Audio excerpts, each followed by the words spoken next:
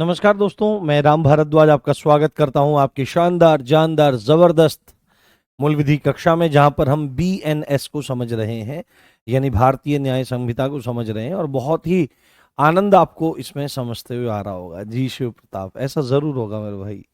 बस मेहनत से लगे रहिए। आप सभी का स्वागत है, आप सभी का वंदन है, अभिनंदन है। और आशा करता हूं आप सब बहुत अच्छे होंगे, स्वस्थ होंगे, मस्त होंगे, प्रसन्न होंगे और अपने माता पिता से किए गए वादे को पूरा करने के लिए पूरी ईमानदारी से आप लोग लगे हुए होंगे। नींद आ रही होगी तो उसको दबा रहे होंगे, अगर लापरवाही आ रही होगी तो उसको घटा रहे होंगे, और अगर घबराहट हो रही होगी तो वीर योद्धाओं की तरह से आगे आप लोग बढ़ रहे होंगे। तो घबराना नहीं है बिल्कुल भी। सबसे पहली बात, जब भी हम एक सही रास्ते पर चलते हैं, जहां से हमको कुछ प्राप्त हो सकता है, जहां पर हम अपनी मंजिल को पा सकते हैं, उस रास्ते पर चलने से पहले, चलते हुए मंजिल पर पहुंचने से ठीक पहले घबराहट और चिंताएं निरंतर बढ़ती चली जाती हैं। तो घबराहट सफलता के मार्ग की एक पहचान है। उसको नियंत्रित करते हुए धैर्य के साथ हम लोग आगे बढ़ेंगे। आप सभी को गुड इवनिंग गाइस। और आपके जो मास्टर जी यहाँ पर खड़े हैं, हमारा भी जीवन में कुछ लक्ष्य है, तो हमको भी घबराहट होती है। पर हम क्या करते हैं, अब मेरे द्वारा क्या किया जाता है, मेरे द्वारा और मेरे जैसे और भी शिक्षक जो हैं, या दुनिया में जितने लोग हैं जिनका कोई लक्ष्य है, वो इसको धैर्य और विवेक के साथ में नियंत्रित करते हैं। तो आपको भी वैसा ही शांत धीर बनना है। जल्दी से आप लोग आ जाइए और फिर हम आज अपने क्लास को शुरू करते हैं। बहुत बढ़िया जी, अभिवादन आपका, अभिवादन आपका। हाँ, कोई बात नहीं, ड्यूटी के साथ कर रहे हैं, मुझे पता है, मुझे पता है, क्योंकि आपके और हमारे घरों में कोई अंतर नहीं है। जैसे साधारण घरों से आप हो, ऐसे ही साधारण घर से मैं हूँ। और हमारे यहाँ जितने भी शिक्षक हैं सब ऐसे ही हैं। तो हमको पता है आपकी मनोदशा क्या है। ठीक है, हमको पता है आपकी मनोदशा क्या है। ठीक है, कल हमने अपराध की परिभाषा तक देख लिया था, अपराध की परिभाषा तक समझ लिया था। आज हम लोग चलते हैं आगे आगे की चीजों पर, और थोड़ी सी ना गति बढ़ाएंगे आज। ठीक है, थोड़ी सी गति बढ़ाएंगे। जहां पर मतलब वन लाइनर पॉइंट रहेगा, वहां पर वन लाइनर के हिसाब से चीजों को बताएंगे। देन हम खट्टे से आगे बढ़ जाएंगे। तो हम लोग क्या पढ़ रहे हैं दोस्तों, हम लोग पढ़ रहे हैं आपका बीएनएस। बीएनएस का मतलब क्या है, भारतीय न्याय संहिता। क्या है बेटे, भारतीय न्याय संहिता, भारतीय न्याय संहिता, भारतीय न्याय संहिता। ठीक है, भारतीय न्याय संहिता। और इसमें हम कहाँ पर पहुंच गए थे, इसमें हम लोग पहुंच गए थे धारा, धारा यानी सेक्शन 224 तक कर लिया था। सेक्शन 225, तो सेक्शन 225 क्या होता है, सेक्शन 225 यहाँ पर लोप की परिभाषा देता है। लोप मतलब ओमिशन, लोप मतलब ओमिशन, ओमिशन, ओमिशन की परिभाषा, लोप की परिभाषा, लोप की परिभाषा, लोप की परिभाषा ये देता है, लोप की परिभाषा। अब आप में से काफी सारे लोग ये समझेंगे कि सर लोप क्या होता है। हालांकि अंग्रेजी माध्यम वाले जो हैं वो कुछ समझ गए होंगे इस बात को, वो कुछ इस बात को जान गए होंगे। ओमिट करना, ओमिट मतलब हटाना, लोप करने का मतलब होता है गायब करना। देखो, कोई अपराध जो होता है जरूरी नहीं है वो कोई काम को करके ही किया जाए। अपराध कई बार काम को नहीं करके भी गठित किया जा सकता है। सपोज करो कि कोई व्यक्ति किसी दूसरे व्यक्ति से क्या करता है, ईर्ष्या करता है, घृणा करता है, या उसके प्रति उसके मन में आपराधिक दुर्भावना है ना, क्रिमिनल इंटेंशन है। मेरी एक एक बात को बहुत गंभीरता से सुने। कमेंट्स जो हैं वो बात के लिए आप लोग रख लें। मैं चाहता हूं कि यहाँ पर जितने बच्चे पढ़ रहे हैं वो गंभीरता से पढ़ें, और मुझे इन 4543 पोस्ट के अंदर मेरे सारे बच्चे चाहिए। और मैं चाहता हूँ वो मेंटल लेवल आपका होवे, वो नॉलेज लेवल होवे, और वो चीज़ों को समझने का स्तर होवे। तो एक आदमी है जो दूसरे आदमी से क्रिमिनल इंटेंशन रखता है, तो उसको वो नुकसान पहुंचाना चाहता है किसी भी तरीके का। सपोज करो उसको मारना ही चाहता है, वो मारने के लिए क्या कर सकता है? तो भाई पिस्टल लगा सकता है, पिस्टल लोड करी और उठाया, गोली मारी डप्प से, या तलवार निकाली, तलवार से काट दिया, जहर दे करके मार दिया। एक तो मारने का तरीका ही हो गया, यानी एक्ट को करके उसने अपने अंजाम को अपने जो क्रिमिनल माइंडसेट है उसको पूरा किया। एक ऐसी स्थिति हो सकती है कि भाई वो उसी के घर में रहता है और उसी के नियंत्रण का है, तो उसको जान से मारने का एक तरीका क्या हो सकता है? कोई काम नहीं किया, उसका खाना पानी बंद कर दिया, उसको एक कमरे में बंद कर दिया, और कमरे में बंद करके क्या काम किया कि उसको ना तो पानी दिया जा रहा है पीने के लिए और ना ही खाने को दिया जा रहा है। तो किया तो कुछ नहीं जा रहा है, यानी डंडे से नहीं मारा जा रहा है, कुछ नहीं किया जा रहा है, यानी कि जो काम जरूरी किया जाना था उसको करना बंद कर देना ही लोभ कहलाता है। ठीक है, साधारण तरीके समझो कि जो काम करना जरूरी है, जो काम करना जरूरी है उसे करना बंद कर देना, है ना, उसे करना बंद कर दे, बंद करना, उसे करना बंद करना, है ना, उसे करना बंद करना, या आप कह सकते हो कि बंद करना, ठीक है, ये सिंपल लैंग्वेज है। तो जो काम जरूरी है उसे न करना, उसे न करना, उसे न करना, इस सेंस में लिख लो, उसे न करना, उसे न करना ही क्या कहलाता है? लोभ कहलाता है। तो किसी काम को न करना ही जो जरूरी है, ये लोभ की परिभाषा के अंतर्गत आता है।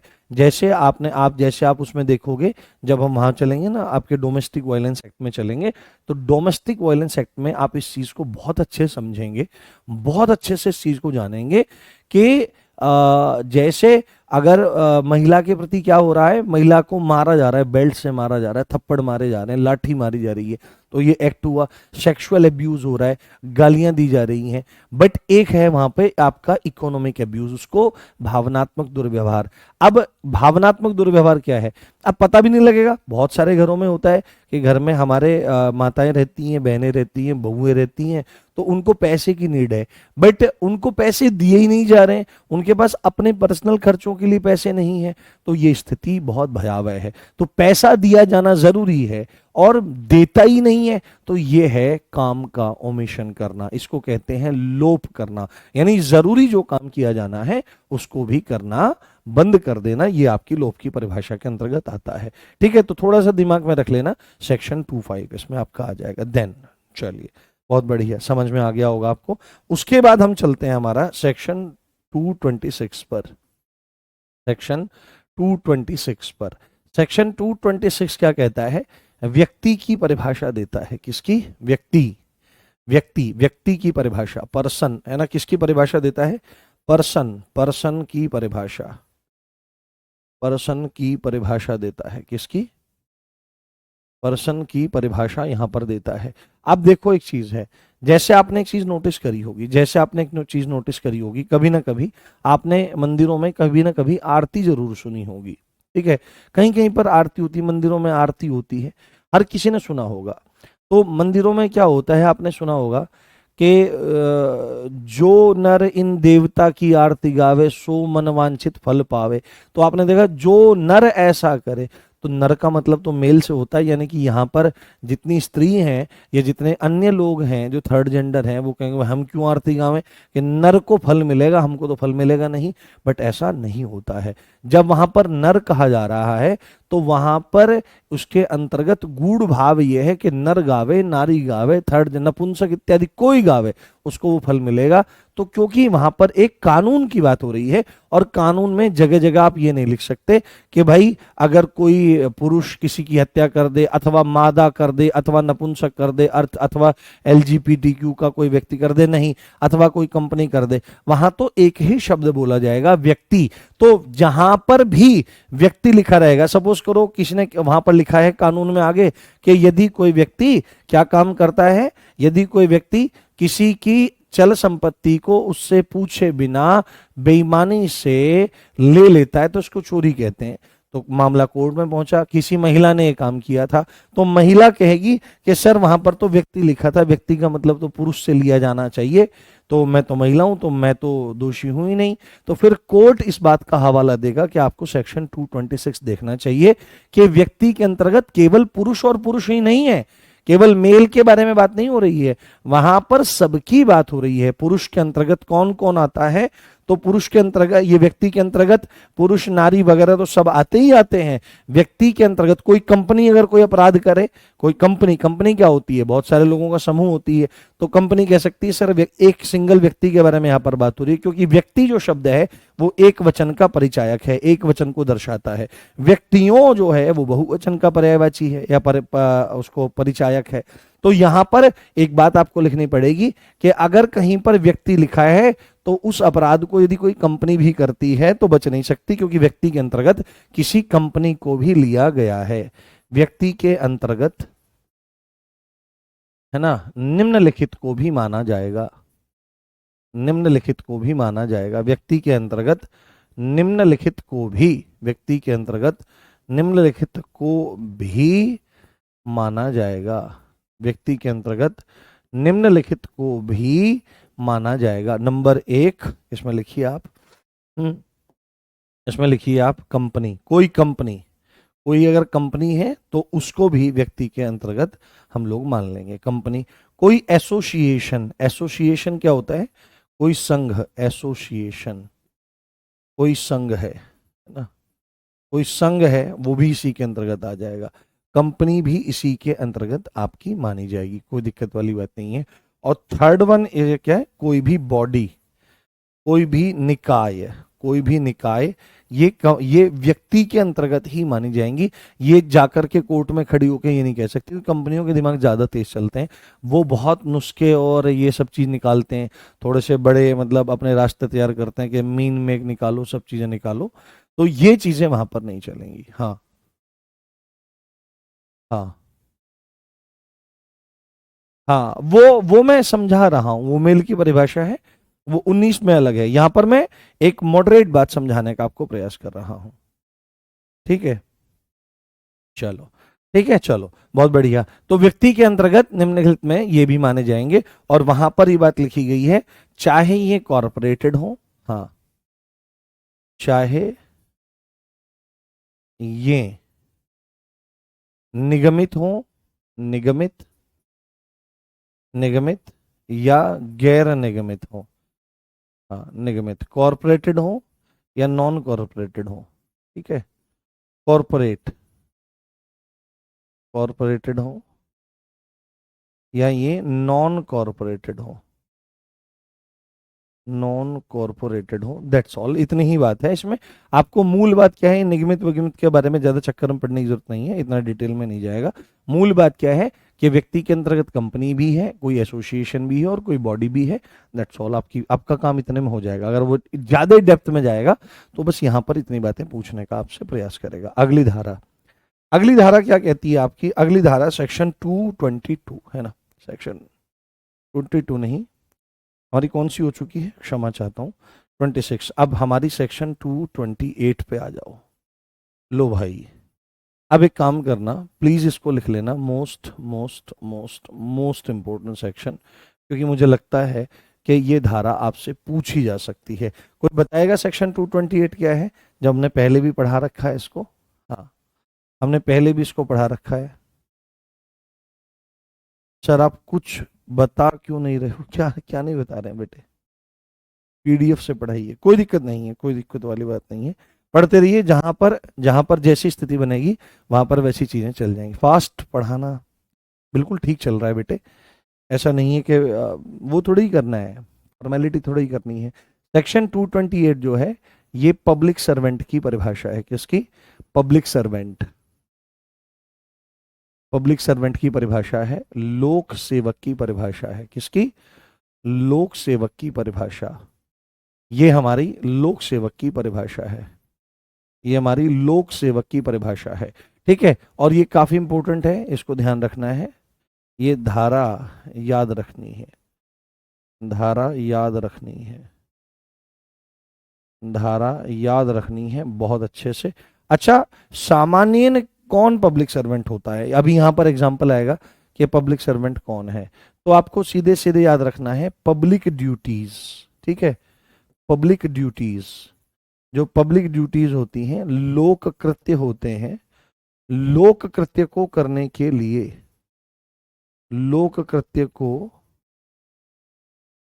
करने के लिए, लोक कृत्य को करने के लिए यदि कोई वेतन या कमीशन लेता है, वेतन या कमीशन लेता है, वही कौन है? वही आपका पब्लिक सर्वेंट कहलाता है, लोक सेवक कहलाता है।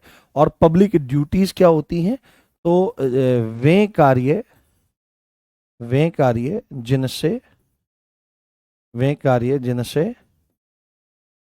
जन कल्याण होता है, जन कल्याण होता है, जिनसे जन कल्याण होता है, जिनसे जन कल्याण होता है। जैसे आपका शिक्षा हो गया, जैसे आपका स्वास्थ्य हो गया, है ना, जैसे आपका शिक्षा हो गया, जैसे आपका स्वास्थ्य हो गया, जैसे आपका सड़क हो गया, जैसे आपका सुरक्षा हो गया, ठीक है, जैसे आपका सुरक्षा हो गया, जैसे आपका मतलब और भी तमाम चीजें हो सकती हैं, शिक्षा, स्वास्थ्य, सड़क, जल आपूर्ति, जल, है ना, बिजली आदि आदि, है ना, तमाम चीजें ऐसी हो सकती हैं।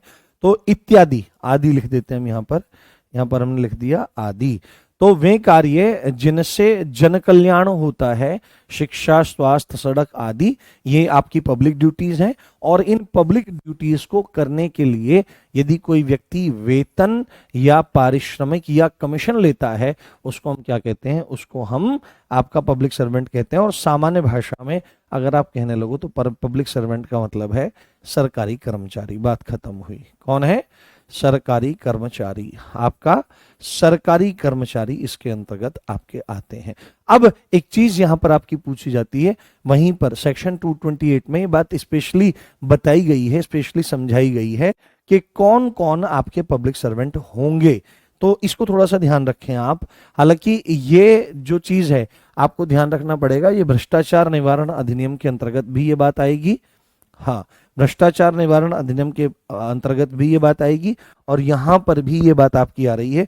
तो जहां पर कोई सेक्शन ओवरलैप हो रहा है उसको आपको थोड़ा सा ध्यान से देखना और समझना चाहिए। तो आपको इसमें लिखना है कौन कौन पब्लिक सर्वेंट होंगे। और एक चीज का ध्यान रखना, अभी जब मैं पब्लिक सर्वेंट बता रहा हूं, इसके बाद जब भी मैं पब्लिक सर्वेंट लिखूंगा या लोक सेवक लिखूंगा तो पीएस लिखूंगा, पूरा पूरा नहीं लिखेंगे। उससे मेरा भी समय बचेगा, आपका भी समय बचेगा, आपकी कॉपी भी बचेगी। तो कौन कौन पब्लिक सर्वेंट होंगे, कौन कौन पीएस होंगे, कौन कौन पीएस होंगे, तो आपको बहुत अच्छे से ध्यान रखना है। पॉइंट नंबर 1 बनाओ मेरे साथ में।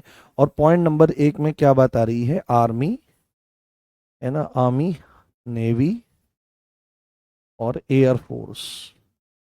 आर्मी, नेवी और एयरफोर्स। आर्मी, नेवी, एयरफोर्स के जो कमीशन्ड ऑफिसर्स होते हैं, ठीक है, आर्मी, नेवी ऑफिसर्स के कमीशन्ड ऑफिसर्स जो होते हैं, हाँ, कमीशन्ड ऑफिसर्स। कमीशन्ड ऑफिसर्स समझते हो आप लोग? जिनको कमीशन मिलता है, कमीशन्ड ऑफिसर्स, कमीशन्ड अधिकारी। कमीशन्ड अधिकारी जो होते हैं, कमीशन्ड अधिकारी का मतलब क्या होता है? देखो, आर्मी में भी अगर आप लेके चलो तो आर्मी में भी ऑफिसर होते हैं, ठीक है। जो सबसे पहले सबसे निचला स्तर होता है किसी भी रैंक का, वो होता है सोल्जर। सोल्जर के बाद आपका नायक होता है, लेंस नायक होता है, हवलदार होता है। उसमें भी फिर आपके अपॉइंटमेंट होते हैं, सीएचएम, कंपनी हवलदार मेजर, बटालियन हवलदार मेजर। उसके ऊपर जो एक मतलब रैंक होती है वो नायब सूबेदार होता है, equivalent to ASI in police, है ना, असिस्टेंट सब इंस्पेक्टर। 1 स्टार रहता है, चिंदी रहती है। उसके बाद 2 स्टार इन चिंदी, यूपी पुलिस में या किसी भी जगह वो सब इंस्पेक्टर होता है और सेना में उसको सूबेदार कहा जाता है। उसके बाद चिंदी के साथ में अशोक चक्र आ जाता है तो सूबेदार मेजर आ जाता है। तो यहां पर जो ये नायब सूबेदार है और आपका जो आपका मेजर है ना, ये मेजर है आपका जिसको लगा रहता है, सूबेदार मेजर जो होता है, इनको क्या कहा जाता है? इनको जेसीओ कहा जाता है, जूनियर कमीशन ऑफिसर्स कहा जाता है। तो ये इस कमीशन ऑफिसर्स वाली श्रेणी में नहीं आते हैं। कमीशन ऑफिसर्स वाली श्रेणी में वो आते हैं जो यूपीएससी से सिलेक्ट होके जाते हैं बाई सीडीएस, यानी कि सबसे जो बेसिक निचली पोस्ट है वो लेफ्टिनेंट है, देन कैप्टन है, देन मेजर है, देन लेफ्टिनेंट कर्नल है, उसके बाद ब्रिगेडियर है, मेजर जनरल है, लेफ्टिनेंट जनरल है, और एक हाईएस्ट सुप्रीम कमांड है आपकी फील्ड मार्शल। वो एक विशिष्ट उपलब्धि के संदर्भ में आपकी जानी जाती है।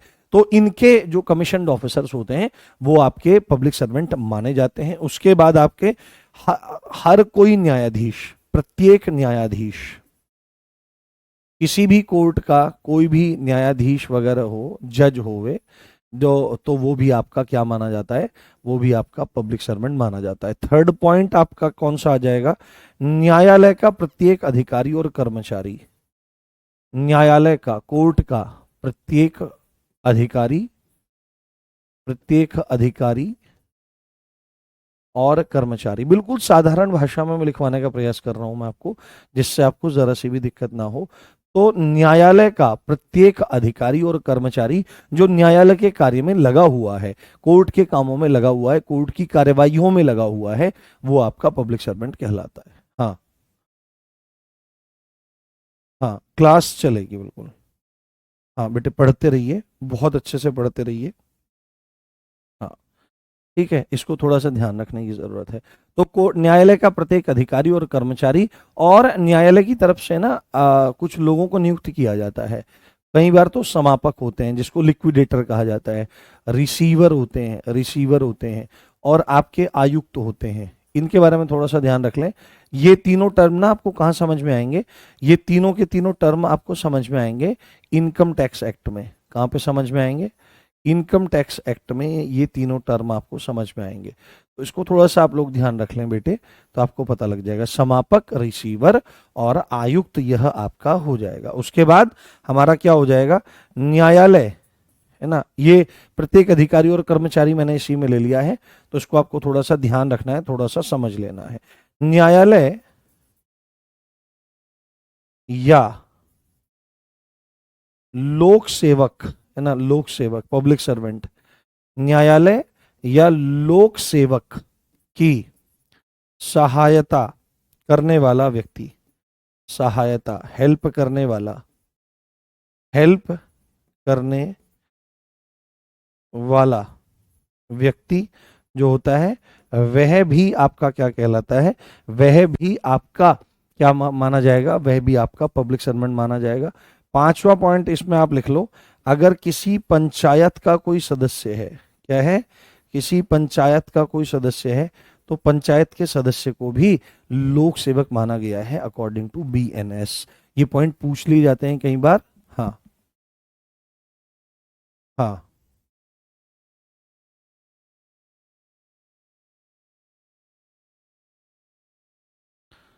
हाँ, सब चीज दी गई है बेटे उसमें। हाँ, अभी ये मोटी मोटी बात बताई जा रही है, मूल बात ये है कि जितने भी सरकारी कर्मचारी आपके होते हैं वो सभी के सभी आपके क्या कहलाते हैं, वो सभी के सभी आपके उसमें ही आ जाते हैं। यहाँ तो मोटी मोटी बात बताने का प्रयास किया जा रहा है। ठीक है, ध्यान से देखते रहो, ध्यान से समझते रहो, इस धारा को थोड़ा समझना जरूरी है। प्रत्येक मध्यस्थ, प्रत्येक आर्बिट्रेटर, आर्बिट्रेटर है ना, आर्बिट्रेटर, आर्बिट्रेटर होता है मध्यस्थता करने वाला, मध्यस्थता करने वाला है ना, मध्यस्थता करने वाला, सीधे सीधे बिचौलिया, सर बिचौलिया, ठीक है, बिचौलिया, बिचौलिया। अब ये बिचौलिया नहीं कि किसी का कोई ब्याह करवा रहा हो उसको कहते हैं लोक सेवक है, वाकई में वो लोक सेवक ही होता है जिसका कहीं ब्याह ना हो रहा हो, जिसका कहीं ब्याह ना हो रहा हो, जिसके कहीं माथे चावल न टिक रहे हो भाई, और किसी बढ़िया बिचौलिया जो विशेषकर इसी काम को सोने की अंगूठी और कुछ रुपए लेकर करता है, तो वो ब्याह करवा देते हैं। वाकई में वो लोग की ही सेवा करते हैं, समाज का भला जिन कामों से होता है उनको कुछ पैसे लेके करते हैं। तो किसी ने पॉइंट तो बहुत बढ़िया लिखा है कि आर्बिट्रेटर जो होते हैं वो आपके किस में आ जाएंगे, वो आपके लोक सेवक के अंतर्गत आ जाएंगे। परंतु यहां पर आपको ध्यान रखना है, प्रत्येक आर्बिट्रेटर या मध्यस्थता करने वाला या बिचौलिया, जो अब इस बिचौलिए के संदर्भ में लिखा जाएगा यहां पर, जो जो किसी मामले में, हाँ, जो किसी मामले में, जो किसी मामले में रिपोर्ट देने के लिए नियुक्त किया गया है, हाँ, रिपोर्ट देने के लिए रिपोर्ट देने के लिए नियुक्त किया गया है ना, रिपोर्ट देने के लिए नियुक्त किया गया है, अपॉइंट किया गया है, अपॉइंट किया गया है, अपॉइंट किया गया है, अपॉइंट किया गया है, अपॉइंट किया गया है। तो किसने अपॉइंट किया, ये इंपॉर्टेंट बात है। तो अपॉइंट यहां पर आप लिखो कि अपॉइंट कौन करता है इनको, अपॉइंट कौन करता है ऐसे आर्बिट्रेटर्स को। तो इसका सीधा सीधा उत्तर आपको लगाना है कि कोर्ट के द्वारा, कि या तो कोई कोर्ट करे या कोई लोक प्राधिकारी करे। कौन करे, कोर्ट करे या कोई लोक प्राधिकारी करे। लोक प्राधिकारी को अंग्रेजी में कहते हैं पब्लिक अथॉरिटी। क्या कहते हैं बेटे, पब्लिक अथॉरिटी कहा जाता है। तो मूल बात आपको यहां पर याद रख लेनी है, कोई भी मध्यस्थता करने वाला व्यक्ति, और मध्यस्थता करने वाले से मतलब क्या निकाला गया है, जो किसी मामले में रिपोर्ट देने के लिए अपॉइंट करा गया है, उसको यहां पर आर्बिट्रेटर या बिचौलिया बोला जा रहा है। इनको अपॉइंट कौन करता है, तो इनको अपॉइंट कोर्ट या किसी पब्लिक अथॉरिटी द्वारा किया जाता है। हाँ, पढ़ने पर ध्यान दें, नहीं प्रधान। हाँ हाँ, यार कोई बोल रहा है कि सर आप सुन नहीं रहे हो, कोई बोल रहा है सर स्पीड बढ़ाओ। भाई मैं बिल्कुल बहुत तरीके से चल रहा हूँ, ना ना कोई वो है, जल्दी है ना कुछ वो है। आप देखो बिल्कुल सम्यक गति से मैं चल रहा हूँ। हाँ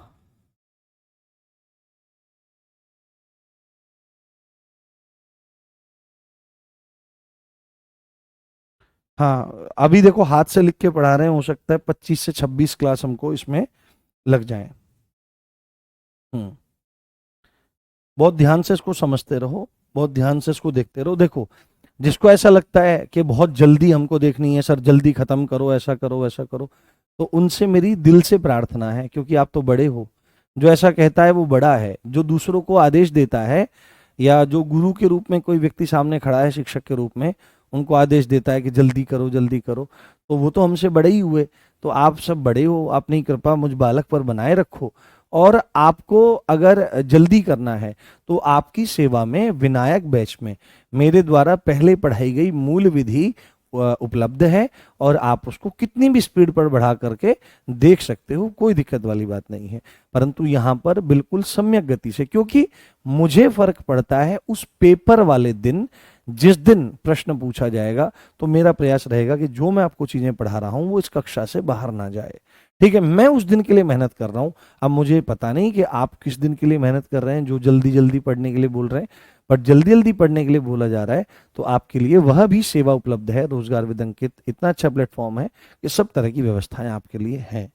उसको आप देखिए, उसको आप समझने का प्रयास करिए। ठीक है, तो ये आर्बिट्रेटर के बारे में बात आ गई, क्योंकि इसमें नए बच्चे भी हैं तमाम, तो उनके साथ अन्याय नहीं किया जा सकता। उसके बाद सरकार का प्रत्येक अधिकारी, है ना, सरकार का प्रत्येक अधिकारी, सरकार का, ये बहुत इंपॉर्टेंट धारा है, इसमें से प्रश्न आएगा तो फिर दिक्कत हो जाएगी। ध्यान से समझिए, जल्दी जल्दी मत करिए, और चीजों को समझने का प्रयास करिए। सरकार का प्रत्येक अधिकारी, तो यहाँ पर कौन सा अधिकारी आप बोलेंगे इसके, सरकार का प्रत्येक अधिकारी, तो एकदम से प्रश्न आना चाहिए कि कौन सा अधिकारी, सरकार का प्रत्येक अधिकारी, तो आप सीधे बोलेंगे कौन सा अधिकारी। तो मैं यहां पर क्या बोलने का प्रयास कर रहा हूं, सरकार का प्रत्येक अधिकारी पब्लिक सर्वेंट है।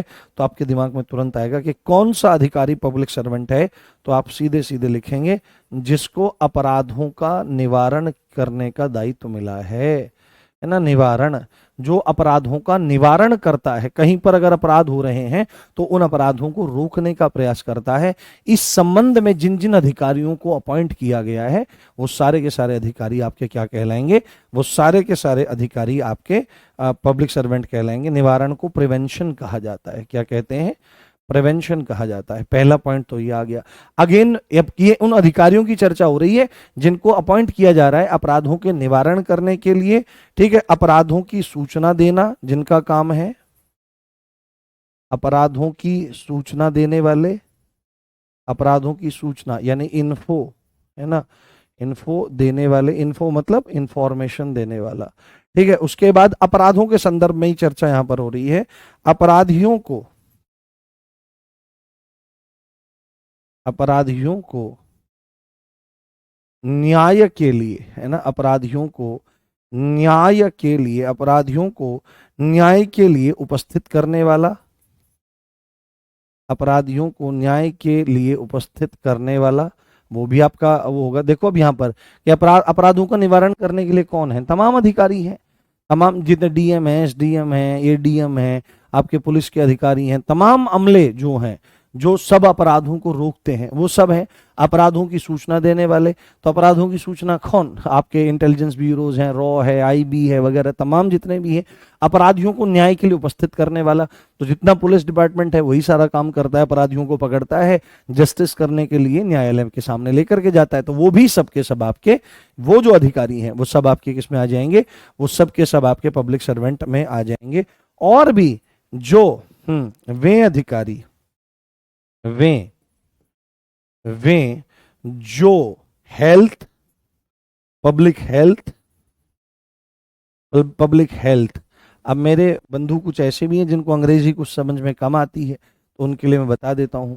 लोक स्वास्थ्य है ना, लोक स्वास्थ्य से जुड़े हुए जो अधिकारी हैं, तो लोक स्वास्थ्य से अधिकारी जुड़े हुए कौन हैं, जितना भी स्वास्थ्य विभाग है, वो सारे के सारे अधिकारी, जितने भी डॉक्टर्स होते हैं जो हेल्थ डिपार्टमेंट से रिलेटेड हैं, वो सारे के सारे कौन हैं, वो सारे के सारे आपके पब्लिक सर्वेंट कहला रहे हैं। और उसके बाद जितने भी सेफ्टी से रिलेटेड हैं, सेफ्टी है ना, पब्लिक हेल्थ, पब्लिक सेफ्टी, सुरक्षा आदि से संबंधित, वो सब के सब अधिकारी आपके पब्लिक सर्वेंट कहलाएंगे। आदि आदि की सुविधा का संरक्षण करने वाले, आदि की सुविधा का संरक्षण करने वाले, आदि की सुविधा का संरक्षण करने वाले जितने भी अधिकारी हैं, वो सब आपके लोक सेवक होंगे। वो क्या होंगे, वो सब आपके लोक सेवक होंगे। इन बातों को जानते रहिए आप, ठीक है। आगे बढ़ते हैं। अब यहां पर एक पॉइंट और आ जाएगा, नेक्स्ट पॉइंट आ जाएगा। अब आप बोलोगे सर क्या इन कामों से रिलेटेड जो अधिकारी ही हैं, जो ऑफिसर्स ही हैं, वही लोक सेवक होंगे? तो केवल वही लोक सेवक नहीं होंगे भाई, उनके अलावा एक पॉइंट यहां पर लिखा गया है कि सरकार के अन्य प्रत्येक अधिकारी, सरकार के अन्य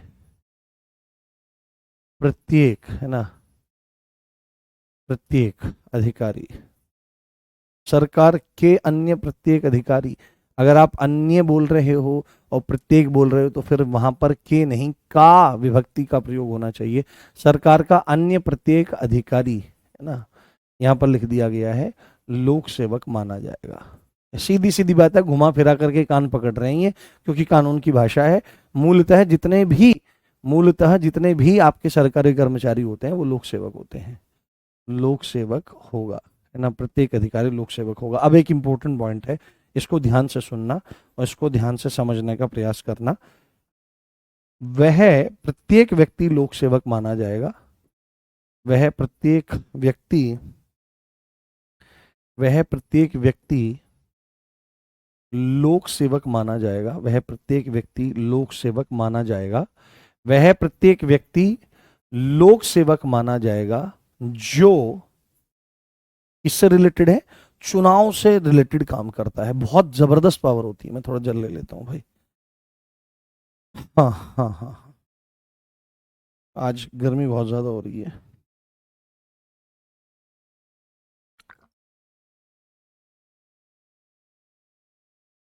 हाँ, हम्म,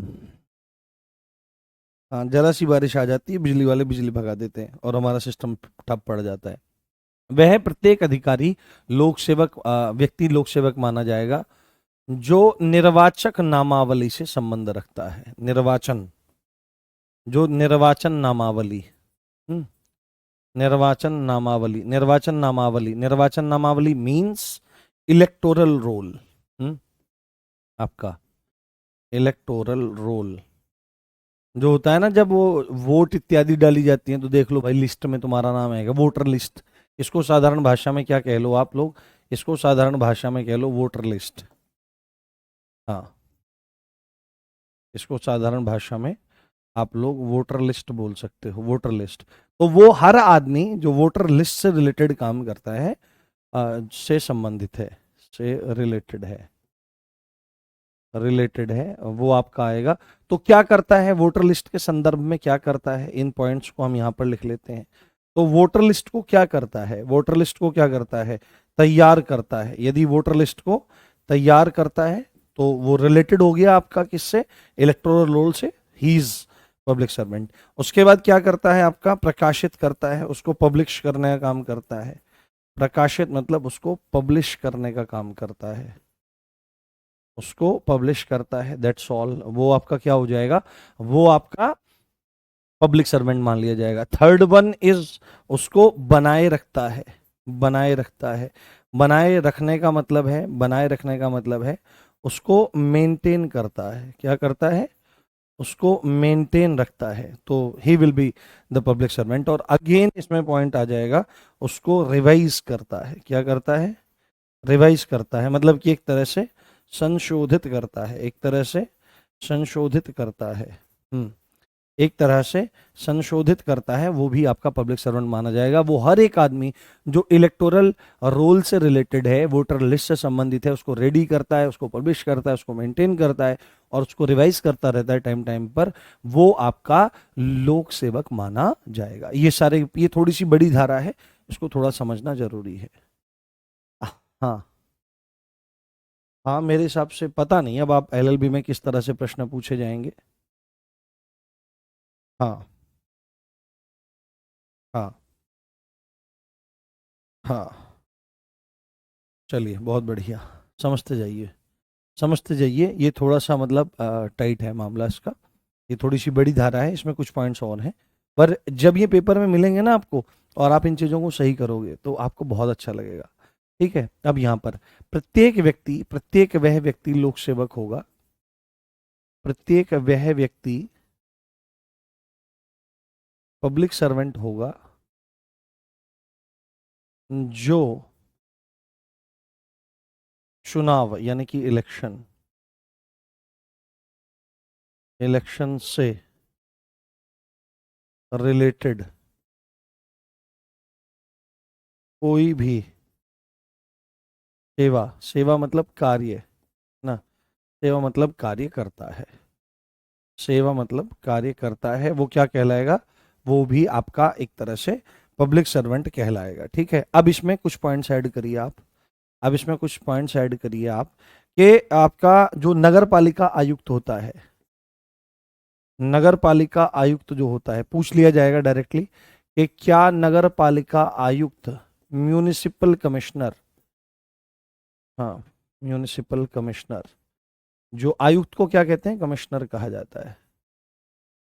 म्यूनिसिपल कमिश्नर जो होता है, आयुक्त को ही कमिश्नर कहा जाता है, पब्लिक सर्वेंट होता है। ये कुछ पॉइंट्स हैं यहाँ पर, पब्लिक सर्वेंट होगा, ये बात ध्यान रखनी है, डन। ये कुछ इंपॉर्टेंट फैक्ट्स हैं आपके, वो होगा। साथ में यहाँ पर एक पॉइंट ये ऐड हो ही गया हमारा, ये मैंने सबसे पहले एक पॉइंट आपको यहाँ पर बता ही दिया था। हाँ, एक पॉइंट मैंने सबसे पहले आपको यहाँ पर बता ही दिया था कि वो लोग जो पब्लिक ड्यूटीज करने के लिए क्या करते हैं, कोई वेतन या कमीशन लेते हैं, वो आपके पब्लिक सर्वेंट कहलाएंगे।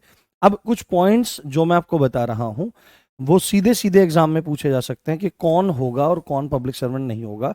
जैसे अगर कोई आपसे पूछ ले कि जो एमएलए होते हैं, है ना, मेंबर ऑफ लेजिस्लेटिव असेंबली, यानी कि विधायक साहब होते हैं, चाचा विधायक हैं हमारे, तो क्या विधायक आपका पब्लिक सर्वेंट है, तो आपको लिखना है सीधे। देखो ऐसे तमाम चीजें हो सकती हैं, आप बोल सकते हो एमपी है क्या ना, जो परीक्षा में आते हैं, जो पढ़े जाते हैं, उनके संदर्भ में आपको चीजें ध्यान रखनी है। हाँ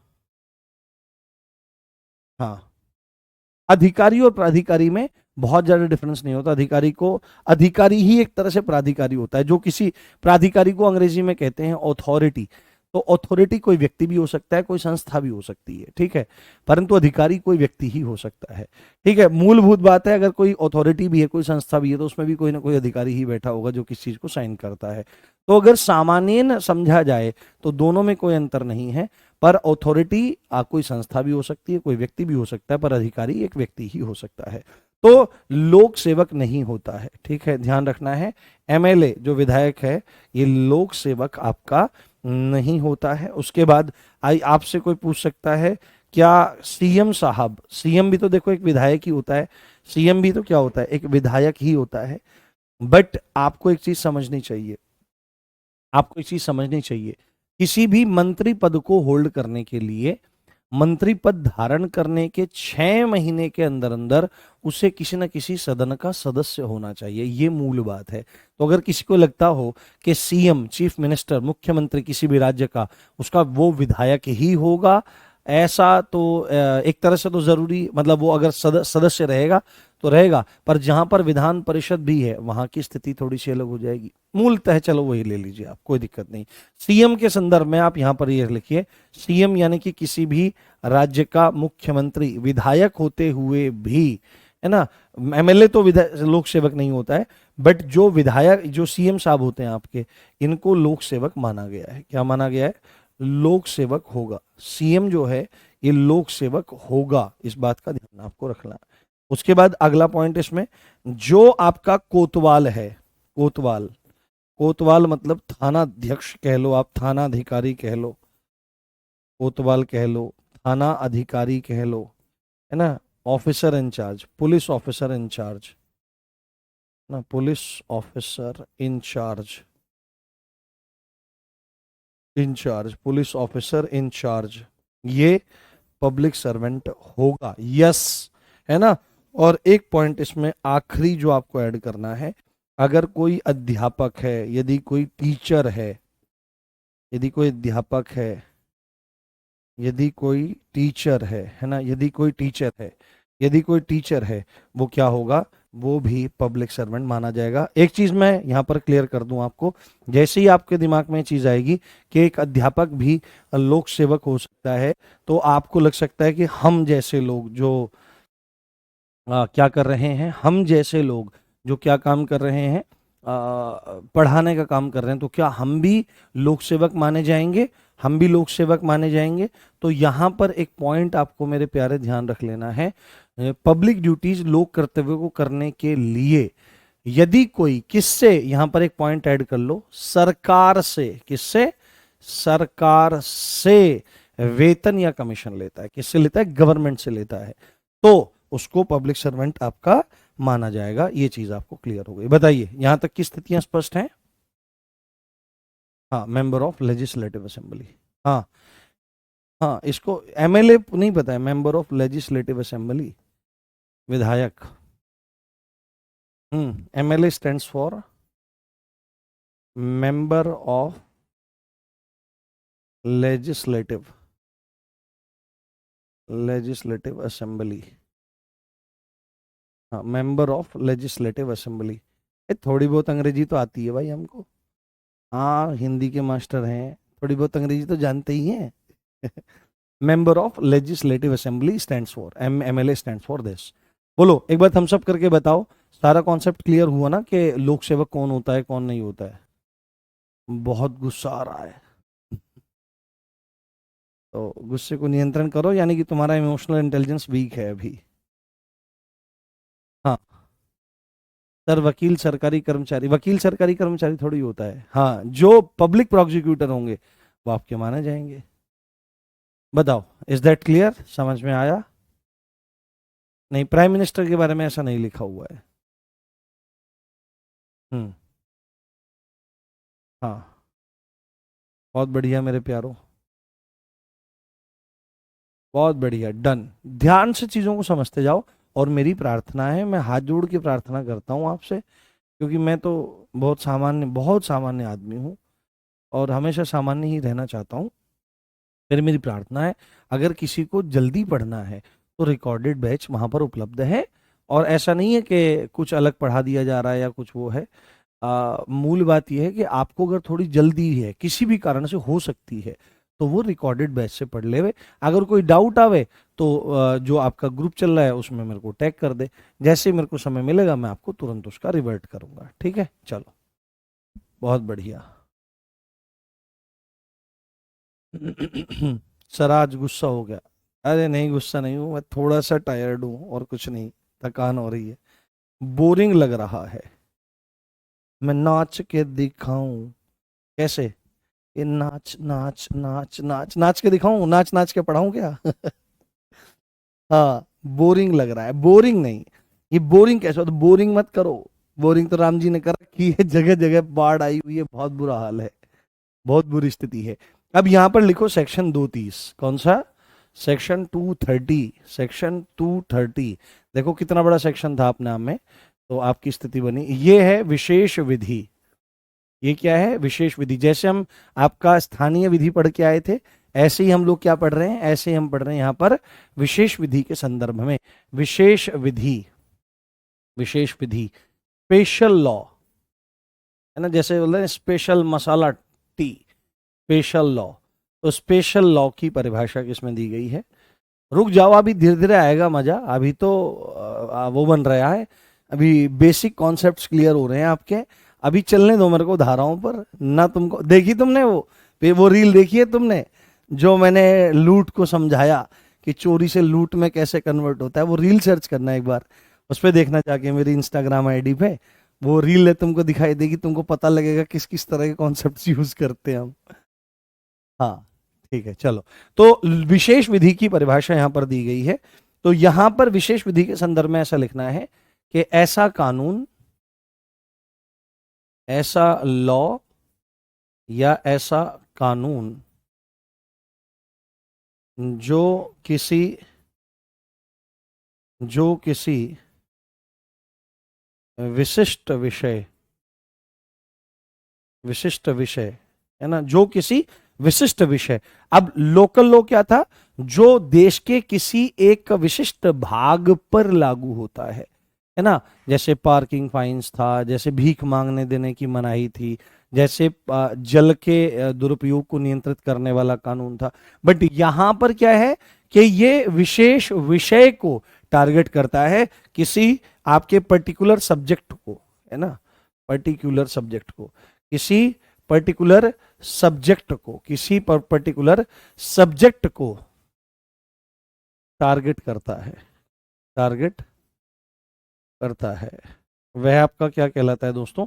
वह आपका स्पेशल लॉ कहलाता है, स्पेशल लॉ कहलाता है।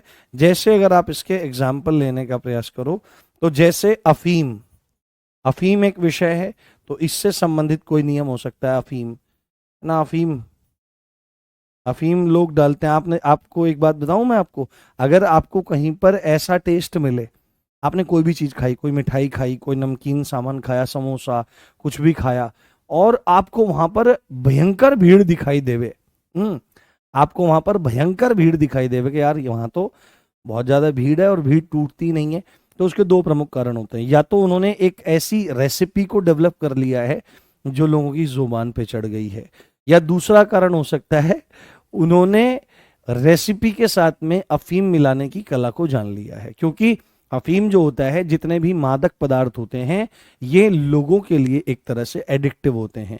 एक मैं आपको बताना नहीं चाहूंगा, जगह का नाम नहीं बताऊंगा, क्योंकि वो दुकान आज भी चलती है। उस दुकान पर लोग चाय पीने आते थे एक शहर में, ठीक है, हमारे ही पास का शहर है, तो चाय पीने आते थे। चाय की बड़ी प्रसिद्ध दुकान है वो आज भी। तो लोग चाय पी रहे भाई, मतलब लोग गुजरे अगर वहां से, और जिसने एक दो बार वहां पर चाय पी ली, तो फिर वो व्यक्ति मतलब चाय पीने जरूर रुकेगा, अगर वो टी लवर है। और आपको पता है भारत में लोग चाय पीते हैं। अपने को तो 14-15 साल हो गए चाय को नहीं स्पर्श किया, चाय नहीं पीते, और बाकी कुछ नहीं, कोई कुछ नहीं, शराब वराब कुछ नहीं, साधारण भोजन घर में। कभी कभार ब्याह शादी में देखो, हालांकि हमारे लिए, मेरे लिए निषेध है, ब्याह शादी में निषेध है, पर जाना पड़ता है कई बार, तो बहुत ध्यान से देख दाख करके थोड़ा बहुत खा लेते हैं। हाँ, तो कॉफ़ी कभी कभी ले लेता हूँ मैं, कॉफ़ी लेना ज़रूरी हो जाता है, कई बार लोड बहुत ज़्यादा हो जाता है, बर्डन हो जाता है, गले को दुख दुख जाता है मैराथन वगैरह के दौरान। तो उस चाय में जांच हुई कि ऐसा क्या है कि लोग रुकते ही रुकते हैं, तो वो अफीम मिलाता था उसमें। तो बहुत सारी रेसिपीज ऐसी होती हैं, जगह जगह पूरे शहर में प्रसिद्ध हैं, वो सीक्रेट इंग्रेडिएंट के रूप में वहां पर क्या मिलाते हैं? अफीम मिलाते हैं। तो अफीम जो होता है वो बहुत ज्यादा एडिक्टिव होता है, और वो लत लगाने जैसी स्थिति बनती है। तो जैसे अफीम हो गया, अफीम जिसको क्या कहते हैं? डोडे, इसका इसके वो होते हैं, तोता जो होता है, तोता जो पैरेट होता है वो अफीम को खाना बहुत पसंद करता है, अफीम, और लाइसेंस के साथ इसकी खेती करी जा सकती है, महंगी बिकती है फसल, पर मत करना ऐसा न कभी तो मैं आप पी के पड़े होने गया आदि PSI साफ गया, कोई दिक्कत वाली बात नहीं है।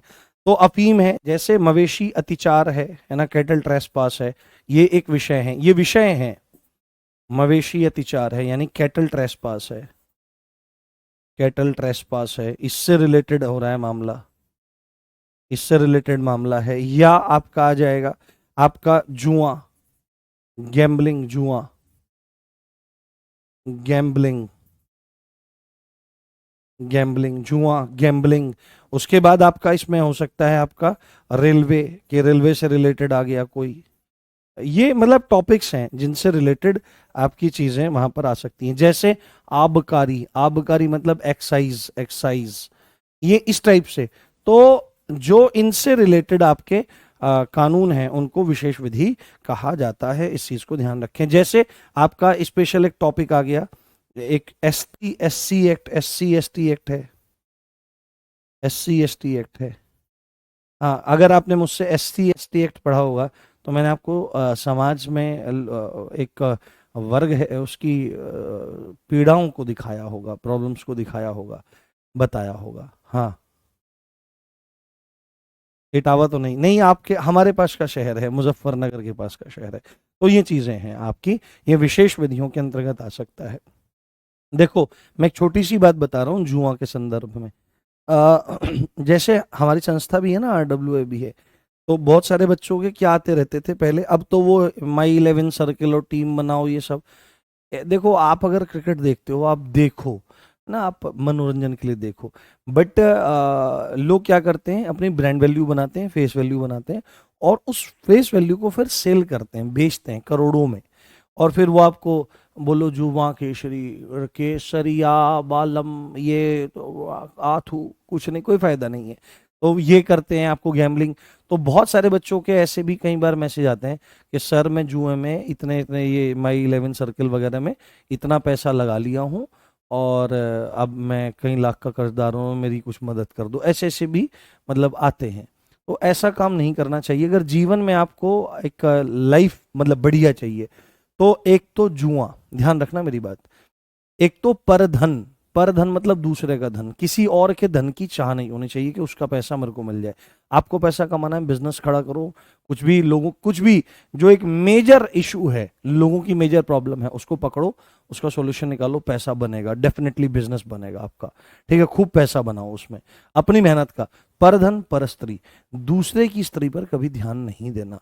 विवाह अगर ब्रह्मचारी हो, अगर ब्रह्मचारी हो तो हर एक स्त्री आपकी माता के समान है, और अगर विवाहित हो तो अपनी स्त्री को छोड़कर दूसरे की स्त्री पर कभी निगाह मत डालना, और वेश्या के बारे में तो कभी भी मत सोचना। वेश्यावृत्ति, प्रोस्टिट्यूशन, जो कहते हैं ना कि भाई इतने पैसे ला करके और ये कर्म कहीं पर होता है, ये तो जीवन में कभी इसको नहीं करना, क्योंकि ये आपको नष्ट कर देने वाला है, इस बात को ध्यान रखना। यदि अभी तक गलती से यह कार्य कभी हो गया है किसी परस्त्री के साथ में या किसी महिला के साथ में ऐसा, तो नहीं, उसके लिए क्षमा मांगो अपने अंतःकरण से ऊपर वाले को, जिसको भी, और आगे ऐसा करने का संकल्प ना करो। तीसरा, जुआ, परधन, परस्त्री, जुआ, शराब, ठीक है, शराब। और एक पॉइंट कहा जाता है कि अगर आपको स्वस्थ रहना है, तो देखो, आप में से बहुत सारे लोग हो सकता है नॉनवेज खाते होंगे, आप खा सकते हैं, कोई दिक्कत नहीं है, बट नॉनवेज जो होता है वो लीवर को बहुत ज्यादा इंपैक्ट डालता है ना, वो लीवर को बहुत ज्यादा प्रभावित करता है, और लीवर ज्यादा प्रभावित होता है तो फिर आयु ज्यादा आदमी की नहीं रहती है। तो मांसाहार को या तो लो ही मत, और अगर आप ले रहे हो, हालांकि मेरे लिए तो कहना भी ठीक नहीं है, अगर ले रहे हो तो उसको ना के बराबर रखो, हल्का सुपाच्य भोजन आप लो और मैदा से बच जाओ, तो जीवन आपका सुखमय होगा। इन 6 पॉइंट्स को ध्यान में रख लेना। और मृत्यु क्षण, जब सबकी मृत्यु आएगी, उस समय मेरा स्मरण करना आप, मतलब जब आग हो, जब जीवन पूरा हो जाए, अपने बच्चों के सामने, अपने पोतों के सामने, कि किसी ने कोई बात बताई थी जीवन के संदर्भ में। सेक्शन 230 हमारा हो गया है, उसके बाद हमारा सेक्शन 231 आ गया है। कौन सा आ गया है? आप ये मत सोचना कि आपका काम बहुत कम हुआ है, ये पहले धाराएं ना कम से कम 50-60, IPC सेक्शन 50-60 तक विस्तृत थी, हम बहुत सारी धाराएं पढ़ चुके हैं अभी तक। अभी तक हम बहुत सारी धाराएं पढ़ चुके हैं। हाँ ठीक है, तो सेक्शन 231 जो है ये आपको दहेज प्रतिषेध अधिनियम में भी मदद करेगा, और यहां भी आपको ध्यान रखना है, ये है मूल्यवान प्रतिभूति। ये क्या है? मूल्यवान प्रतिभूति। ये है मूल्यवान प्रतिभूति, यानी वैल्यूएबल, वैल्यूएबल सिक्योरिटी। हाँ, valuable security, valuable security. Valuable security के बारे में यहां पर बात की जा रही है कि वैल्यूएबल सिक्योरिटी की परिभाषा किसमें है, मूल्यवान प्रतिभूति की परिभाषा किसमें है। तो मूल्यवान प्रतिभूति के संदर्भ में आपको ध्यान रख लेनी है, एक दस्तावेज। ये क्या होता है? ये एक तरह का दस्तावेज होता है, ये एक तरह का डॉक्यूमेंट होता है जो कानूनी अधिकारों से संबंधित होता है। किससे? जो किसी प्रकार के कानूनी अधिकार से संबंधित है ना, जो किसी प्रकार के लीगल राइट से रिलेटेड है। किससे बेटे? जो किसी भी प्रकार के लीगल राइट से रिलेटेड है। और लीगल राइट से, लीगल राइट के संदर्भ में ये क्या काम करता है? कोई भी कानूनी अधिकार, देखो अधिकार भी दो तरह के होते हैं। पहला अधिकार होता है, हाँ हाँ हाँ,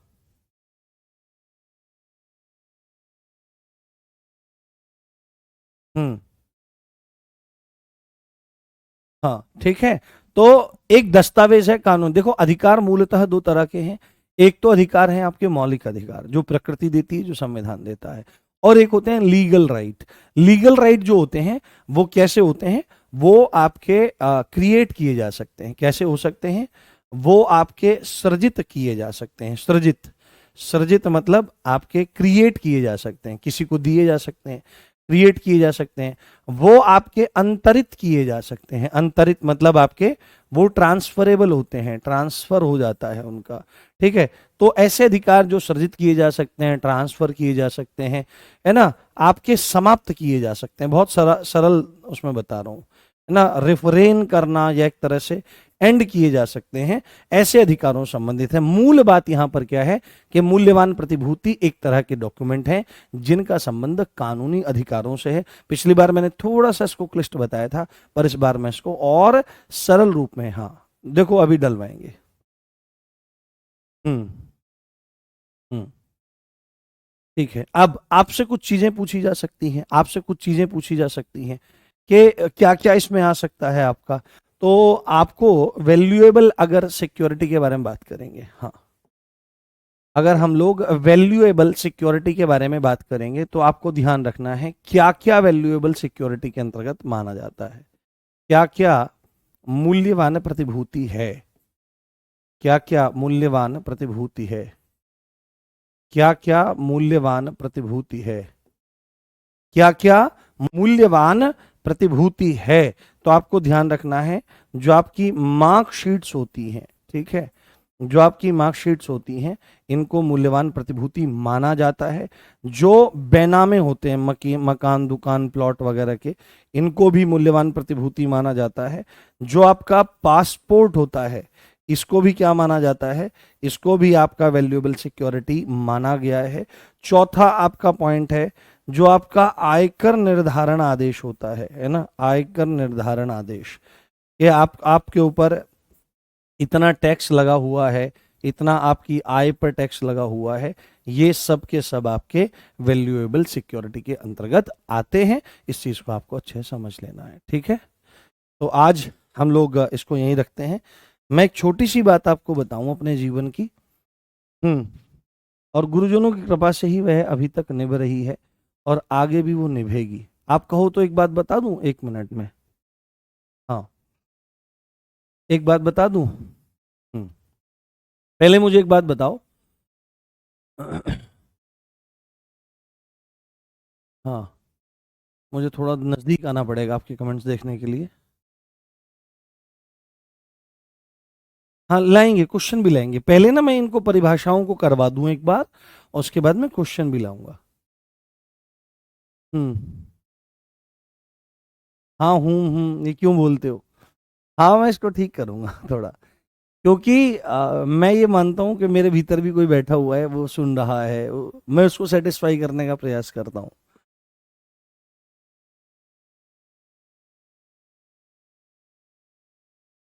नहीं, सारे जो हैं वो पढ़ने जरूरी नहीं है।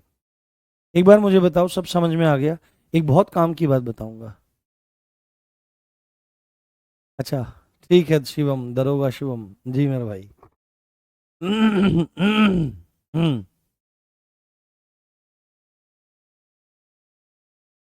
ठीक है, बढ़िया, समझ में आ रहा है, कोई दिक्कत वाली बात नहीं है। देखो, अभी तो मैं बूढ़ा हो गया हूँ, 50-55 साल मेरी अवस्था हो रही है। 50-55 के बीच में रही होगी अवस्था, हो सकता है 60 भी हो, मुझे याद नहीं है। पर लगभग मैं 2020 से ऑनलाइन मीडियम में पढ़ा रहा हूँ, और 2016 के आसपास से मैंने मतलब कंपटीशन के फील्ड में पढ़ाना शुरू किया था। तो 2016 से लेकर के और जब तक ऑफलाइन मैंने पढ़ाया, तो क्या रहता है कि आपको पता है, बहुत सारे मतलब व्यक्ति आपको ऐसे मिल जाएंगे जिनका प्रेम संबंध अपने शिष्यों से या शिष्याओं से होता है। ऐसे तमाम लोग मिल जाएंगे आपको, उनके विवाह भी आपको होते हुए वहां पर दिखाई देंगे कि उनके विवाह भी हो जाते हैं। ऐसा नहीं है कि हमको प्रस्ताव नहीं आए, मैं बहुत गंभीर बात आपको बता रहा हूं, हमको बहुत प्रस्ताव आए। हाँ, बहुत प्रस्ताव हमको आए। हालांकि ऐसा कुछ है नहीं विशेष, ऐसा कुछ यहाँ विशेष नहीं है ना, मतलब दिखने में ऐसा कुछ है या कुछ है, कुछ नहीं। परंतु बहुत प्रस्ताव हमको मिले, और गुरुजनों की कृपा से हमारे मन में, मेरे मन में एक बात बैठी हुई है, और गुरुजन ही उसका निर्वाह करेंगे। जो सामने बैठ करके पढ़ता है, मैं कहता हूँ ना बेटे, कहता हूँ ना, मैं कभी कभी बेटे कह करके संबोधित करता हूँ, वो क्यों कह करके संबोधित करता हूँ उसका रहस्य मैं आपको आज बताता हूँ। हो सकता है आप बड़ी आयु के हों, बड़ी आयु के हों, हो सकता है आप बड़ी आयु के हों, फिर भी आपको लगता होगा कि हमको बेटा कह करके संबोधित कर रहे हैं। वो इसलिए क्योंकि यहाँ पर एक गुरु की, एक शिक्षक की भूमिका में मैं हूँ, और गुरु के सामने जो बैठ करके पढ़ता है उसको शिष्य कहते हैं, और शिष्य को नाद सृष्टि में पुत्र माना गया है। ब्रह्म शब्द सृष्टि में पुत्र दो तरह के होते हैं, एक तो बायोलॉजिकल सन होता है, एक होता है ये नॉलेज के वे में, एक होता है बिंदु, बिंदु से जो पुत्र होता है ना, जो शरीर का तेज होता है, सप्तम धातु सीमन जो होता है, उससे जो होता है उसको पुत्र पुत्री कहा जाता है। और एक जिसको हम बिठा करके पढ़ाते हैं, सिखाते हैं, उसको भी पुत्र पुत्री माना गया है। तो आप जितने भी बैठ करके पढ़ते हो, मैं इस भाव से आपको पढ़ाता हूँ, जितने भी पढ़ते हैं ये हमारे लाला लाली हैं, मैं लाला लाली भी बोलता हूँ ना। तो जो भी व्यक्ति किसी के सामने बैठ करके पढ़ ले वे, ठीक है, वो चाहे कितना भी हो, अगर वहां से प्रेम संबंध का प्रस्ताव होता है तो ये मानना चाहिए कि अपने पिता को ही प्रेम का, या अपनी माता तुल्य व्यक्ति को ही आप प्रेम संबंध का प्रस्ताव भेज रहे हैं। तो गुरुजनों ने हमारी हमेशा रक्षा करी, हम बच्चों को सही मार्ग पर लेकर के आए, ये चीज ध्यान रखनी चाहिए। तो मैं आपको जो पढ़ाता हूँ तो बिल्कुल ऐसे पढ़ाता हूँ जैसे मेरे लाला लाली छोटे छोटे बच्चे हों आप, इसी भाव से पढ़ाता हूँ, और इसी भाव से आपके कल्याण की मैं कामना करता हूँ। ठीक है, ये बड़ा रहस्य है। चलिए, हमारे गुरुजी क्या बताऊं मैं, चलो मिलवाऊंगा कभी आपको अपने गुरुजी से, कभी ना कभी तो। हाँ, शॉर्ट में लिखवाएं। चलिए ठीक है, मिलते हैं फिर कल अगली कक्षा में इसी अच्छी बात के साथ। आप देख रहे हैं मुझे, मेरा नाम है राम भारद्वाज। खाली पैसा कमाने के लिए मत पढ़िए, ज्ञान के लिए पढ़िए, एक अच्छा व्यक्तित्व निर्माण निर्मित होवे उसके लिए पढ़िए, एक अच्छे इंसान बनने के लिए पढ़िए। जय हिंद, जय भारत, नमस्कार, love you all guys, bye.